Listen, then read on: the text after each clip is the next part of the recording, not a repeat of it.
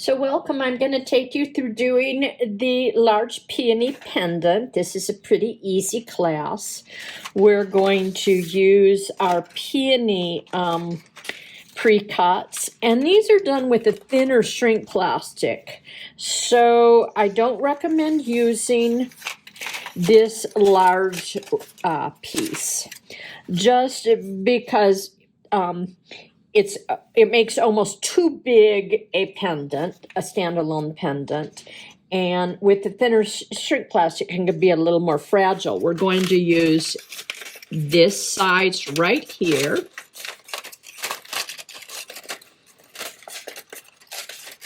And yikes, see, I just broke that one off. And then we're going to be using these sizes.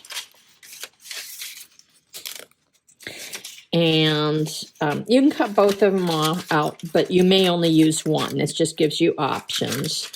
And then the same with the leaves. A lot of people really like a thinner looking shrink plastic, but with it you get thinner shrunk down pieces. So these are the ones that we're going to be used. Now let's go over the rest of the pieces in the kit. The kit will come with silk sewn edge ribbon. Right now I'm showing 3 different colors, but the kit's going to come with a ribbon that has like a rainbow color, so that any color you make your flower bead will match. Like you can do a purple one or a pink one or a blue one or an orange one, and it'll go with the ribbon.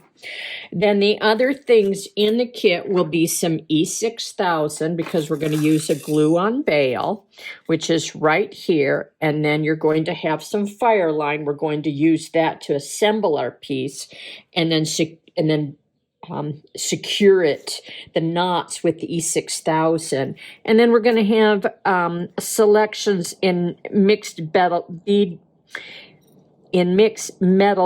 bead cap colors, because our wide bail bead is going to be in silver. You may want to tie in silver and gold and bronze with it. So we're going to do what I call mixture of metals. So kind of, try to, embrace using different metals. And if not, then you can have just the silver. But I do like to include this one in here. It's larger and will reinforce. It's going to go behind our piece and it's going to reinforce it. So that gives you the chance, you'll see as I go along, to kind of do this layering marriage of metals.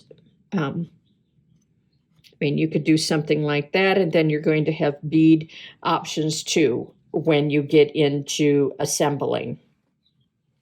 So that will be our kit. I'll put that away.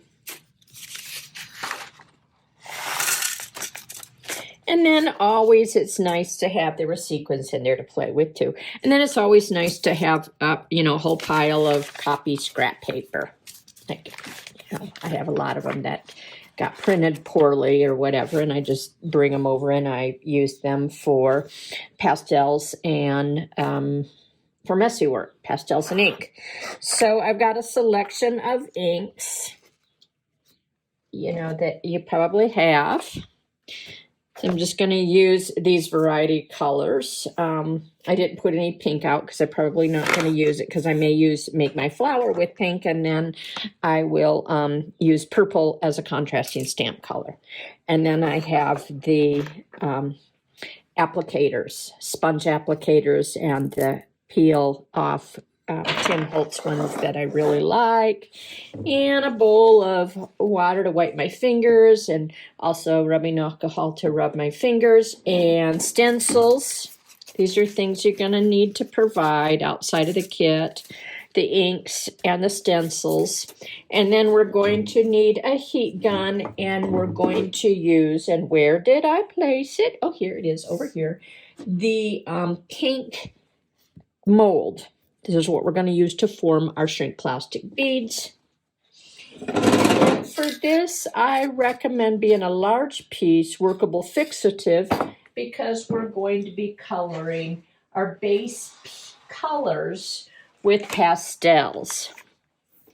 And with this 18 kit collection, the 18 kits will come with this nice set. I'm not going to open it up because you're going to get it brand new.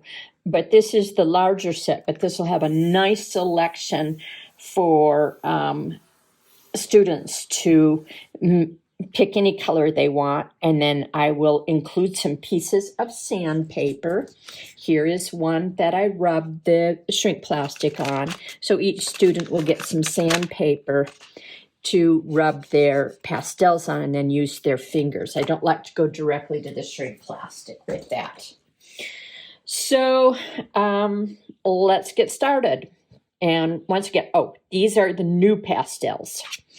That doesn't mean they're new. They're just called New Pastel by Prismacolor. And they're a hard pastel. I like them for the shrink plastic. So let's get started. The first thing we're going to do is color our shrink plastic peonies. So I'm going to get started here, and these are the colors I'm going to use for this outside. This is a nice pink. I'm going to do some orange and come in here in the center with this pink. And because this is the back layer, this portion won't show probably at all once we start layering. So I'm going to come out here pretty far with my pink. And here's my ribbon colors that I have to select from. So let's say I was wanting to make something in warm tones.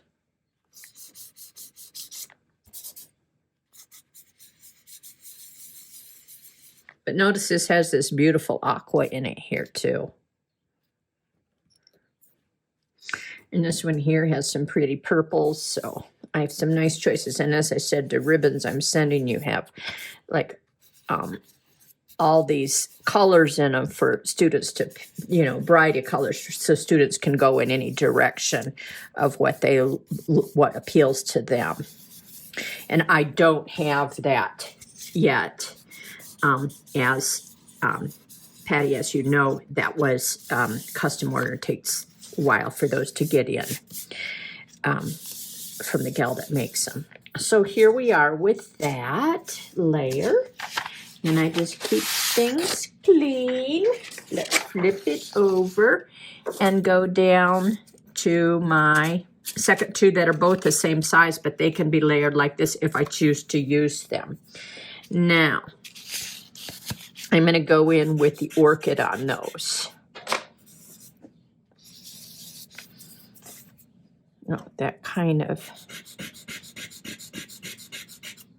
looks like it got into the yellow and kind of got dirty. It's important to keep your hands clean with the pastels, because if I touch over here with my fingers, then I get it on the pastels. But before I rub it in, I can wash it off. Also wet ones, having wet ones to work with works right over here to keep your fingers clean. So if you've got a package of wet ones for the students, that's nice.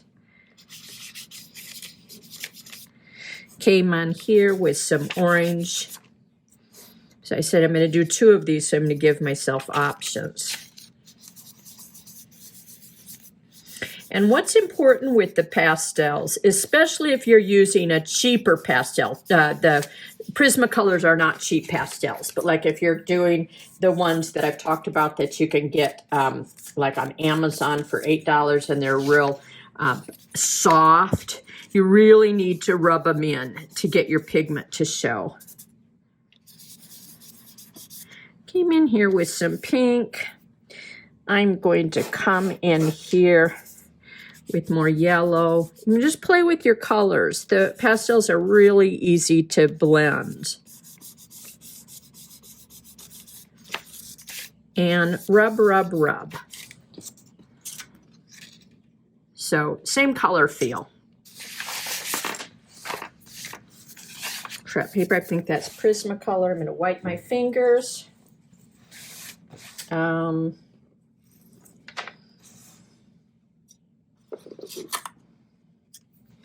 Going to see if I have cleaner sandpaper to work with. Yeah, I do. That way I won't be touching the pastels on the sandpaper.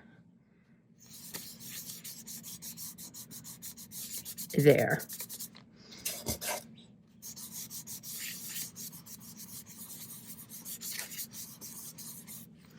Let's see how I'm looking with that. And keep that in that purple feel.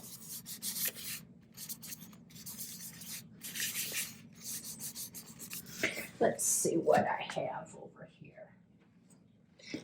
Darker purple, and you'll have a lot of colors in your collection too to work with. So I'm going to come in here with this darker purple, see what happens. Just giving myself these two options to play with.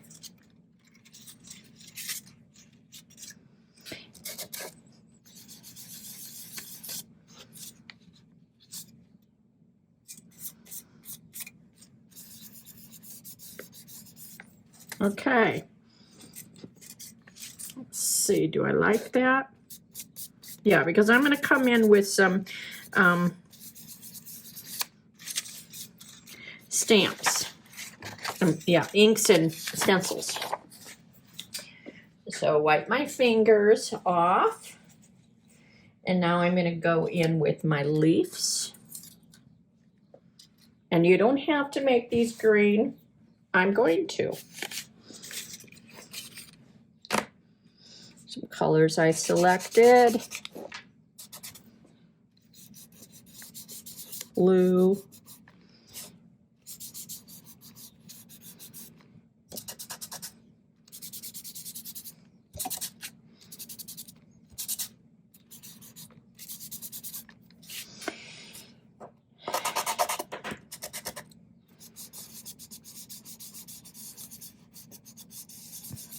Turquoise.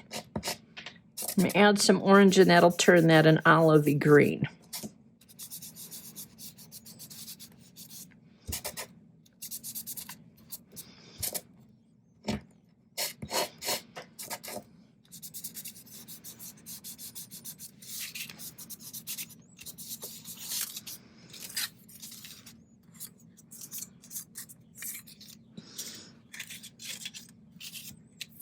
There, a nice selection.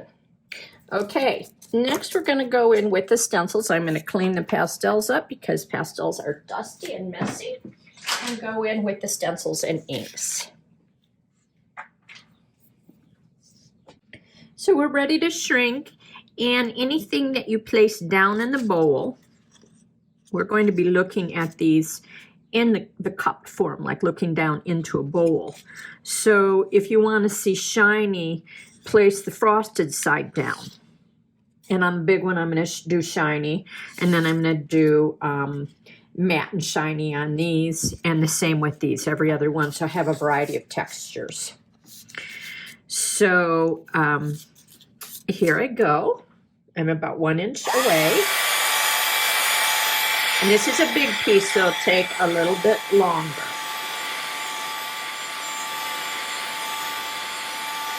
Notice I'm out towards the edge of it.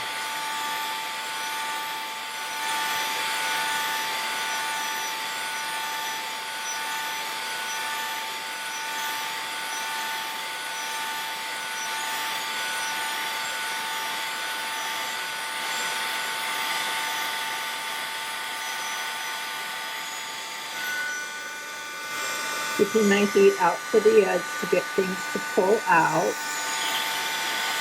And if I have any little pieces touching like that, just don't keep going at it. Pull them apart.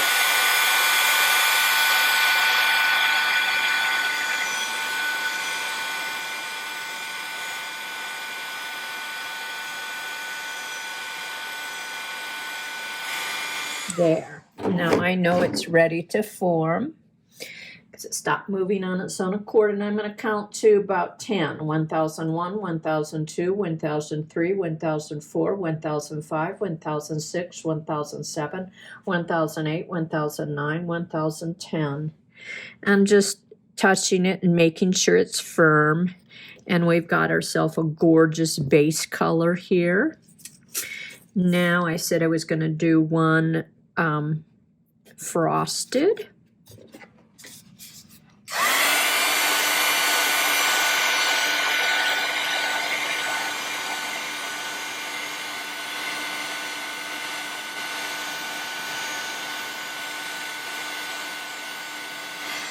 It's gorgeous.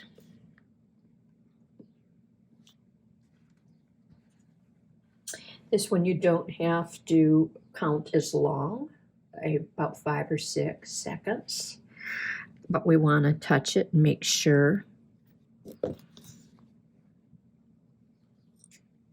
And then we'll have a little more of a purple one to play with. And I think I'm going to go shiny on this.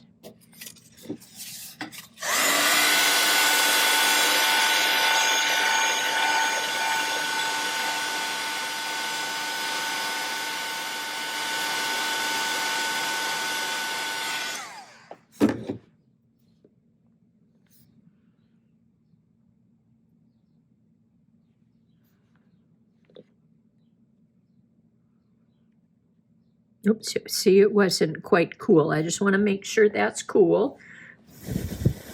Blow on it a little bit.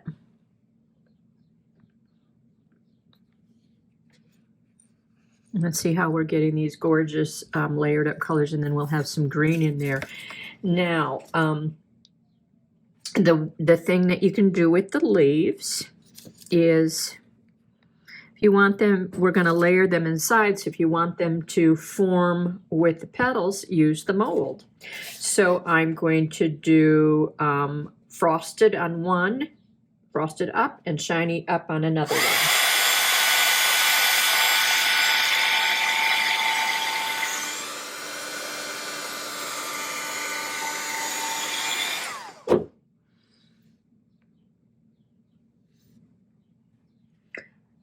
Out to about 5, and then when you pull the top off, if it's still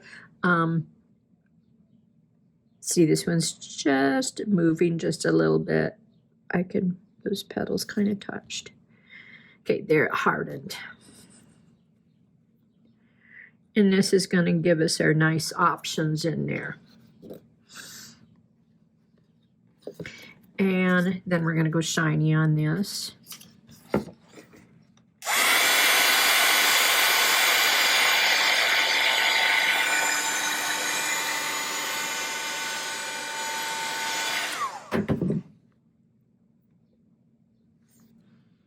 It's just going to make a really sophisticated little piece. The stencils and the pastels tend to do it. And you can, with the brighter colors, you can do whimsy. But when I added the purples with these, the contrast in color, the complement with it, this is where it's giving us this really nice palette that's, with its options. So, as I said, we can choose to just do one. We can, we've got options here. We can do something like that. We can just do one leaf. We can put the greens down here, which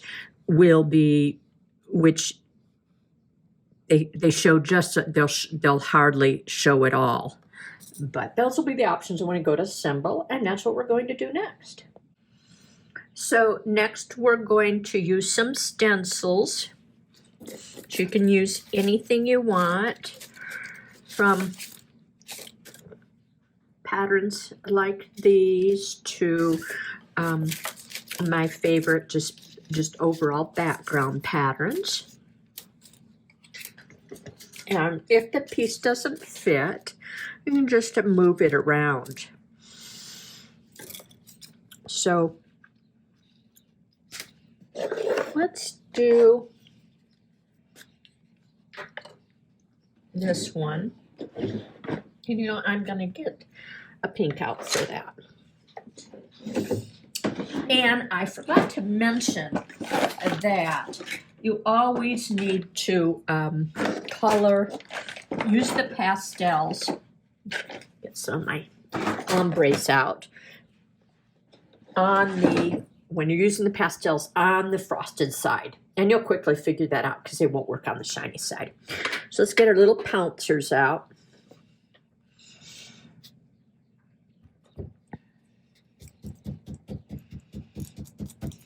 Check and make sure that I'm getting ink on that. Hardly showing up, but my experience says that it does. Less is more. So you can see it a little bit there. But I'm going to do several different colors on this.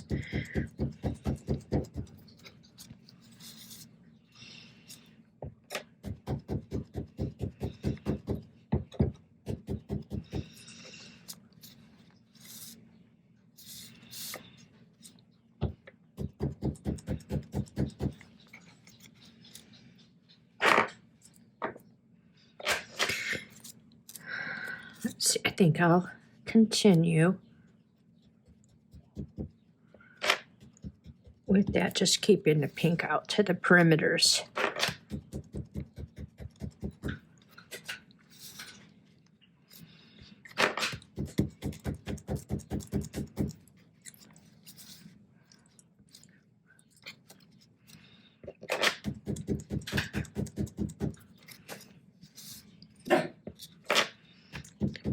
Dogs sometimes think when they hear this pouncing that somebody's at the door.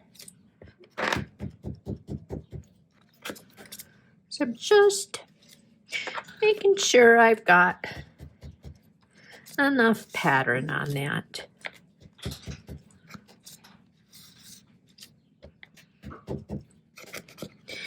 And then I got this neon one. Come in, let's see what I've got there. Whoa, yeah, I like that.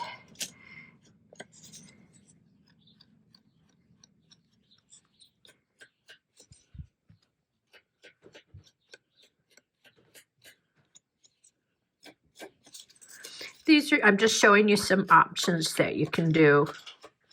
Treat the shrink plastic very much like you do your papers. The only difference is with the shrink plastic, I always want to blot when I'm all done with my design to make sure that I get any excess off, because these inks we're using are made for non-porous surfaces and we're using monoporous surface. We're not using stays on it. So if I blot any excess off, you can see where it was. That will keep it safe. And then I am going to spray seal all of these when I've got done, just because they're large pieces. I usually haven't found that the pastel rubs off, but on large pieces, let's just be safe. So there's my first piece, and then I'm going to give myself options here. That's probably going to be pretty. This will keep it all in the same tones, but let's do this. I'm going to come in with purple. I know it's going to go grayish. Come in here, center this.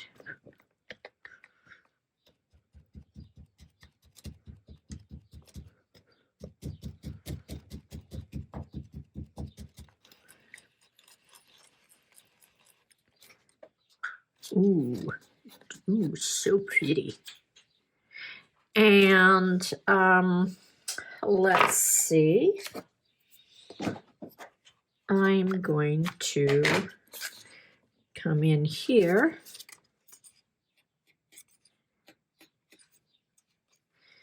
I really love these ombres because it gives me options with the shrink plastic when I'm working with one piece. And they come in nice. Look how pretty that is. Oh, yes. Yes, yes. I think I'm just going to come in here. Oops. Not sure I like that, but I might be committed, so.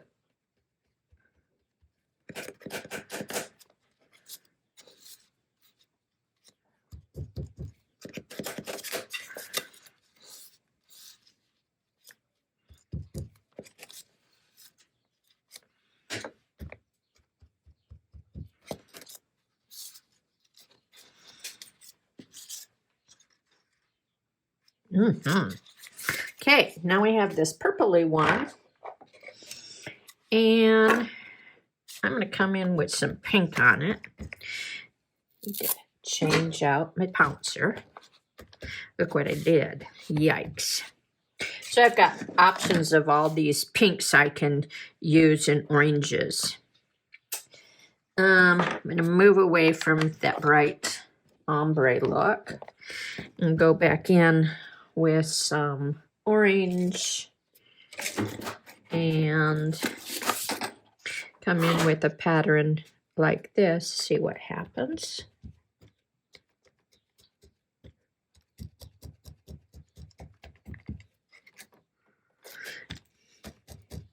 Very, very subtle. And pink in the center.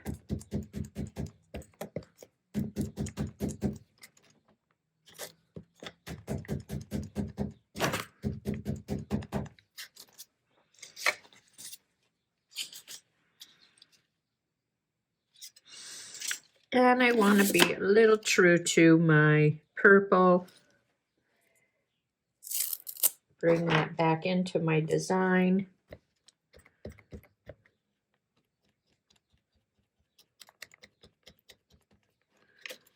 See what's going on. Going gently at it.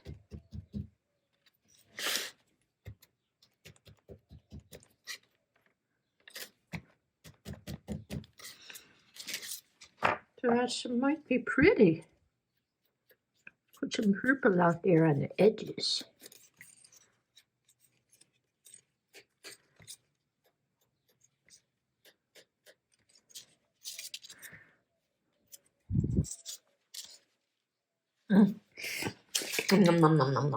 Pretty, pretty, pretty. Okay, now let's put these away and go for our leaves. So we got 3 options here to be playing with. And scrap paper has. These are my greens. Pick out my green ombre.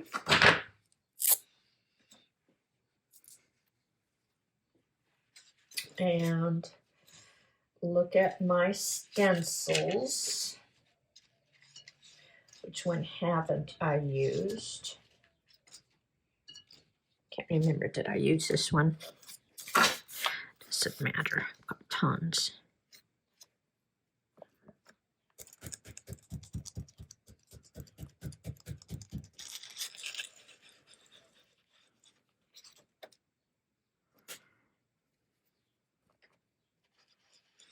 When the ink pad is new, it's really important to blot. Oh, that's pretty. And we will do this pattern here for this piece. And I'm going to come in here with the green outside on the edge. See how much I got on there. Hardly any at all. Just a little bit. Now, let's come in with some blue green. I'm switching to dry pouncer. Coming in with some blue green on this ombre.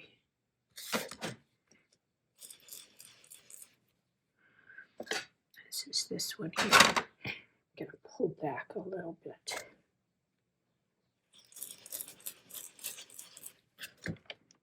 Ooh, ooh, exotic looking. Okay, now let's see if I want to this little raw green. Just a classic foresty green. Oops.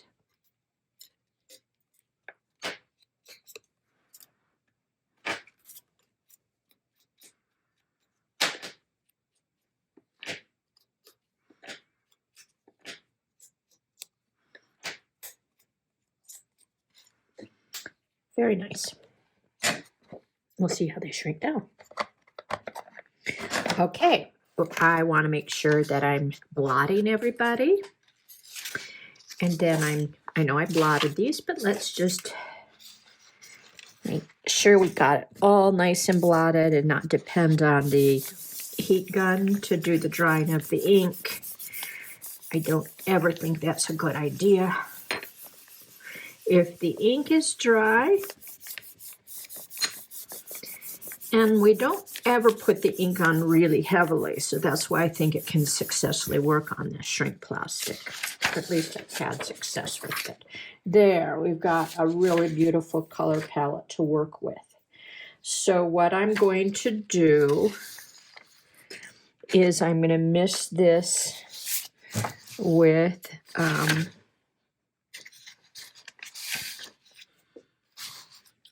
12 inches of shaking this up. Do this outside or with proper ventilation. And then I'm going to just mist it. And then I'm going to set that aside to dry and get prepped for shrinking. So this is the stack that I've chosen to do. I'm going to use the little round orange seed bead. I'm going to use this little pink sequin, this purple seed bead, this bronze. I'm going to tie the bronze and the silver in. So I'm using this silver bead cap. I'm next going to use my purple, a flower that's frosted, then the leaf that's frosted, flower that's frosted, leaf shiny, and then an O-ring, and then this will be my base, and back here my piece will be attached and sewn together with the fire line. Now I will include big eye needles for those that need needles to do this with, and I'll show how those work. So these are your surplus.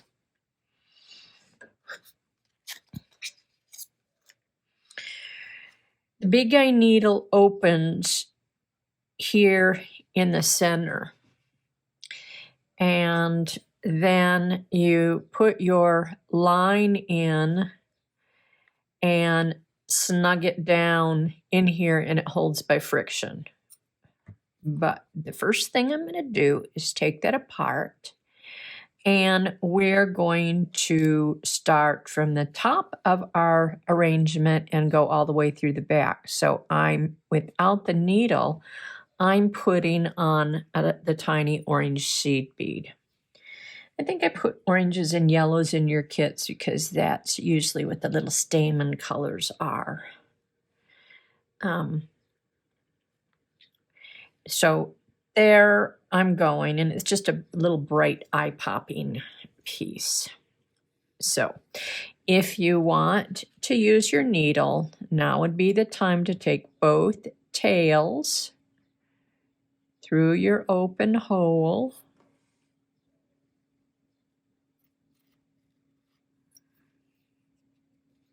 there you go. Now, next we're going to put on our little sequin.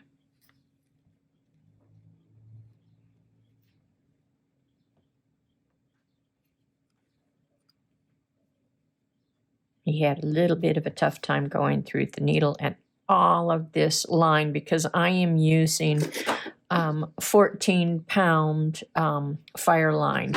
Not that I need 14 pounds of weight. This is all being held together, just a little bit of glue, but mainly with the string in this one center strand. And so if the thicker I use, the less it'll rock. So here I come on with my purple. Pull my excess tails out. I'm going to shift that down. Oops, my thread came undone. So I'm going to come out here and get this more towards the end. So I'm not playing and fighting so much tail. There I go. Okay. So cute. Okay. Then the bronze up and the silver bead cap.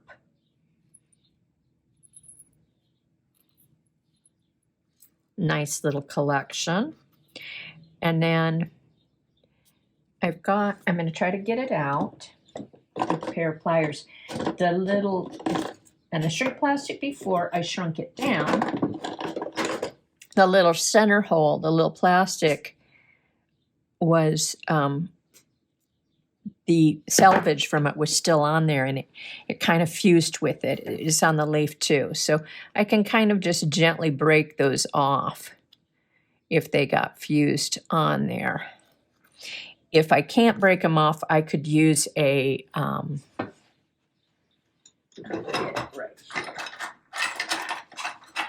these bead reamers are really, here's one that's, well, it fell out. Bead reamers, really nice for filing edges that are kind of funky. Okay, so then we were putting this on. Lovely. And the frosted. And if at any point you felt you wanted more space between pieces, just to raise them up a bit, we're going to be using one O-ring. You have another O-ring if you want to just elevate something a little bit. I'm not concerned about doing that because I'm going to make sure that hole is cleaned out. I'm not thinking that I want to elevate so much just because this is a substantial piece already.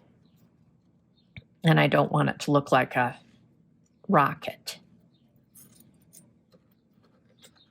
So what will we be doing once I get it assembled?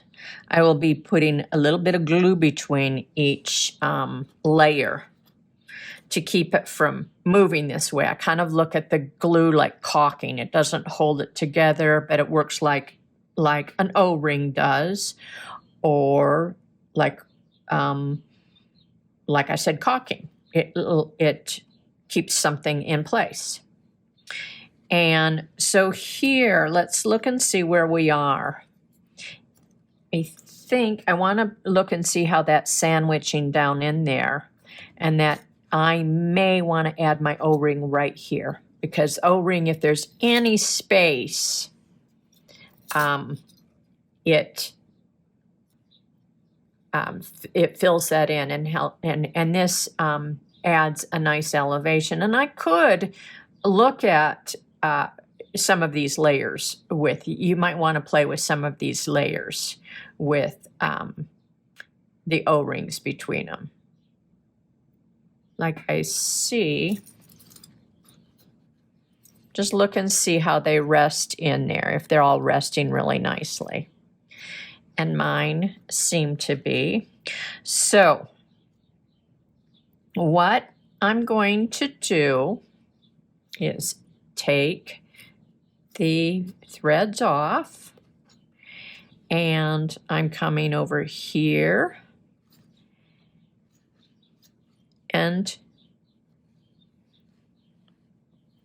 over, right across, over here, and pulling those. Okay. And crossing them over. So here I'm crossing it over, and I'm going with this tail over through this side.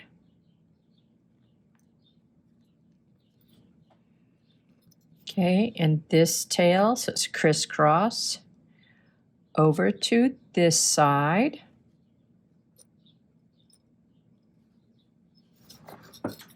Pulling that tight. And then give myself a little room.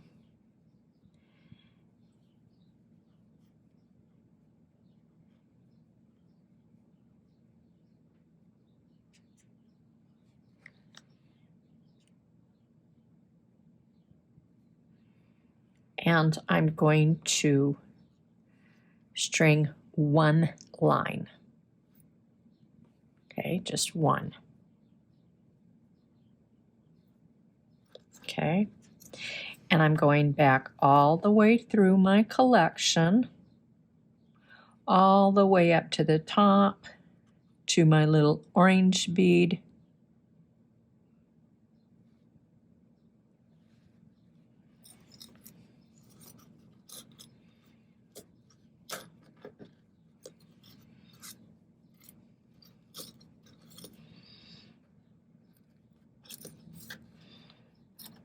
Checking any slack, making sure it's not caught anywhere, and bypassing I came up to the center of the orange bead, and now I'm bypassing it, not going down through the center. I'm going down through the center of my sequin and down through my whole sequence to where my other tail was.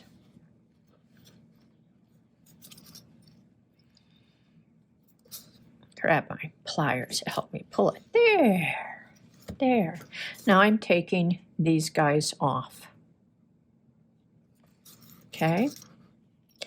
And I'm not pulling too tight yet, but I'll be pulling that really tight. What I'm going to do now, I hope, that it's pretty good. I'm going to put my E6000 between my layers. Okay.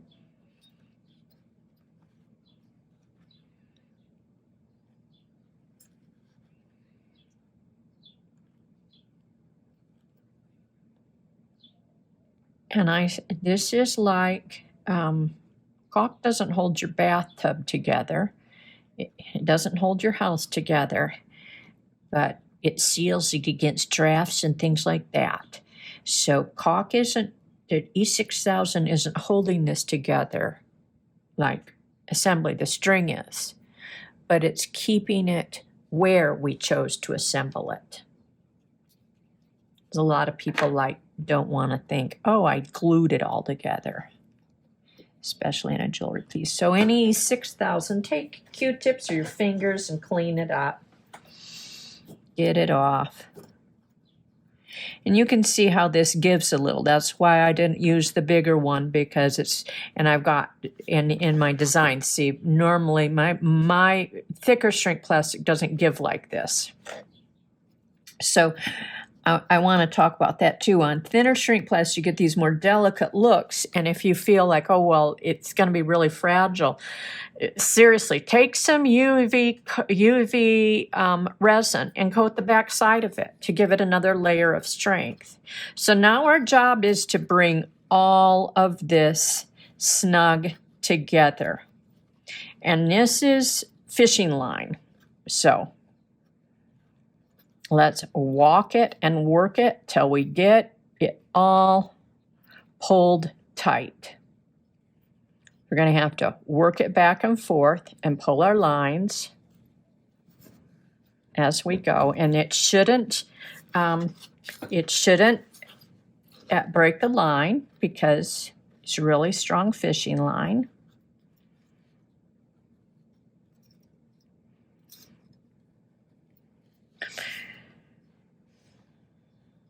So I'm going to take both lines here separately.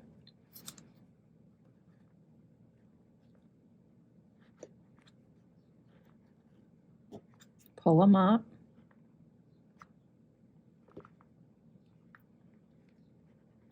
Okay, pull them here.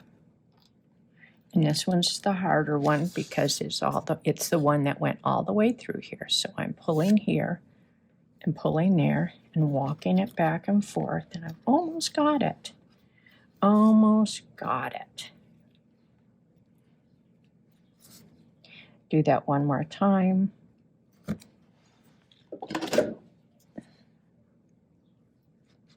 Pull both tails. There, and this one's that line, so pull that up, the slack, just keep walking it back and forth till you get it, to get your slack out. And then, see, I've got it really pretty tight, but what I want to do, that's what the E6000 does, is keep it centered. Now, I've got this really tight, keep shifting.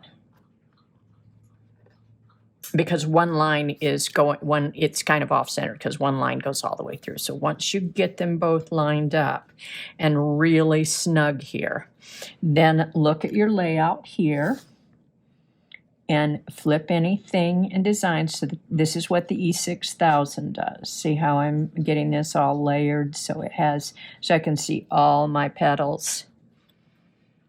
I'm really happy with that.